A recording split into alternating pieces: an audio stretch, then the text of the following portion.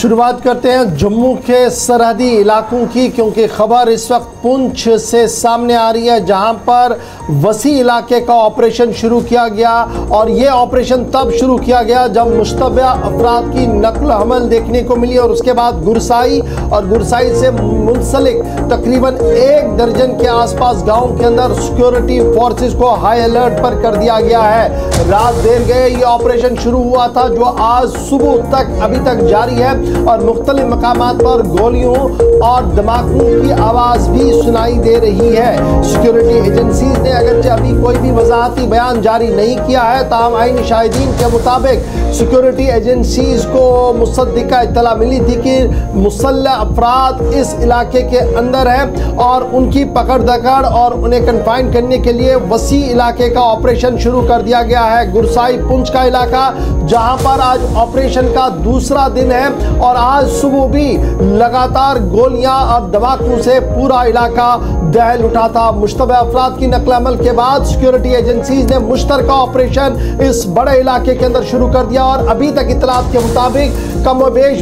12 गांव ऐसे हैं जहां पर कोऑर्डिनेट सर्च ऑपरेशन शुरू किया गया है। चलिए अपने नुमाइंदे के पास चलते हैं। ताहिर अली हमें ज्वाइन कर रहे हैं मेंढर पुंछ से इस वक्त हैं, क्योंकि पिछले 48 घंटों के दौरान काफी ज्यादा लाइन ऑफ कंट्रोल से दोनों सरहदी अजला से रिपोर्ट्स मौसूल हुई हैं। कहीं पर दरअंदाजी, कहीं पर मुख्तसर फायरिंग के वाक़े की भी इतलात मौसूल होती रही हैं, लेकिन मेंढर का ये वो इलाका है जो लाइन ऑफ कंट्रोल वाला बेल्ट है और बड़ा इंपॉर्टेंट स्ट्रेटेजिक एतबार से भी। मेंढर से ताहिर हमारे साथ है। ताहिर, क्या मजीद तफसीलात हैं पर्टिकुलरली इस ऑपरेशन के ताल्लुक से? दौरान शब ये इतला मौसूल हुई और इस वक्त भी ये जो डेवलपमेंट्स हो रही हैं कि 1 दर्जन से ज्यादा गांव हैं सिक्योरिटी फोर्सेस के मुहासरे में हैं। जी आसिफ, मैं आपको बता दूं कि अगर हम गुरसाई की बात करें, ढन्ना शस्तार, थाना तीर कालाबन और कई दीगर गाँव हैं जहां लगातार सिक्योरिटी फोर्सेस ने सर्च ऑपरेशन लॉन्च किया हुआ है। आपको बता दें कि एक स्पेसिफिक इनपुट के बाद Indian army, special operation group, Jammu Kashmir police का और पैरामिलिट्री फोर्स भी उसमें भी है और स्पेशल फोर्सेस ने एक सर्च ऑपरेशन लॉन्च किया गया, जिसके दौरान सर्च ऑपरेशन के दौरान रात को जो ही अंधेरा पड़ा उस वक्त जो है गोलियों की आवाजें सुनाई दी गई। उसके बाद जो है बड़े धमाकों की भी आवाजें सुबह तक लगातार जो है वो सुनाई दी जा रही है और अभी भी रुक रुक के जो है फायरिंग की जा रही है। अगर लोकल्स की माने तो लगातार पूरी रात फायरिंग चलती रही। अलबत्ता अभी तक ऑफिशियल कंफर्मेशन इसके ऊपर कोई भी नहीं, ऑफिशियल अभी तक इसके ऊपर कोई भी वजह नहीं दिया अपना, क्योंकि अगर लोकल्स की माने तो लोकल्स का ये कहना है रात भर जो है वो दोनों तरफ से फायरिंग होती रही है। जी आसिफ, ये बताइएगा, ये जो इलाका है, जिन इलाकों के अंदर कोऑर्डिनेट सर्च ऑपरेशन शुरू किया गया है, इसमें रिहायशी इलाका भी होगा और फिर जंगल वाला इलाका भी होगा, और ये जो गोलियों की आवाज़ सुनाई दे रही है,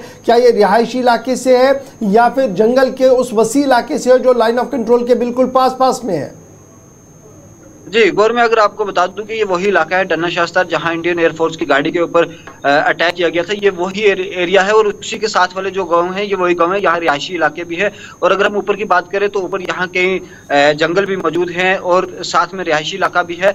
अगर दूसरी तरफ बात करें, अगर थोड़ा सा ऊपर जाए तो ये एक ऐसा इलाका है जहाँ से तीनों जो तहसील हैं, चाहे वो हम तहसील हवेली की बात करें या सोनकोट की बात करें या मेंढर की बात करें, ये तीनों तहसीलों को जो जोड़ने वाले रिजिस हैं, उन रिजिस पर जो है लगातार सर्च ऑपरेशन चल रहा है। ये लगातार पिछले अगर हम 2-3 माह से सिक्योरिटी फोर्सेस इस इलाके में लगातार सर्च ऑपरेशन चला रही है। जी अच्छा, एक पिछले दिनों एडवाइजरी भी एक आई जिसमें लोगों को शाम के वक्त या तकरीबन 7-8 बजे के बाद कुछ एक एरियाज में कहा गया कि 4 बजे के आसपास इन लाइन ऑफ कंट्रोल वाले जो जंगलात हैं, करीबी सरहदी इलाके हैं, वहाँ पर मूवमेंट किसी तरह की सिविलियंस की नहीं होनी चाहिए।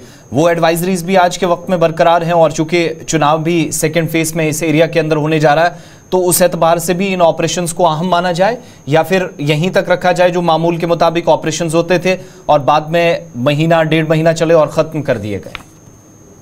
जी आसिफ, मैं आपको बता दूं जहां तक एडवाइजरी की बात है तो वो खिता पीर पंजाल के हर जगह से जो है वो मजिस्ट्रेट की जानिब से एडवाइजरी दी गई थी, चाहे हम वो राजौरी की बात करें, पुंछ की बात करें। अलबत्ता ये है कि अभी जो है वो चुनाव भी चल रहे हैं, उसके दौरान भी जो है वो सिक्योरिटी फोर्सेज के जानिब से ये जितने भी लीडर्स हैं, जितने भी पॉलिटिकल पार्टी से, उनको ये इन्फॉर्म किया गया है कि आप अगर किसी भी इलाके में मूवमेंट करते हैं या किसी भी इलाके में अपनी कैंपेन करते हैं, उससे पहले जो है वो हमें बताया जाए और हमें उस चीज़ के बारे में इन्फॉर्म किया जाए कि आप कौन से इलाके में जा रहे हैं।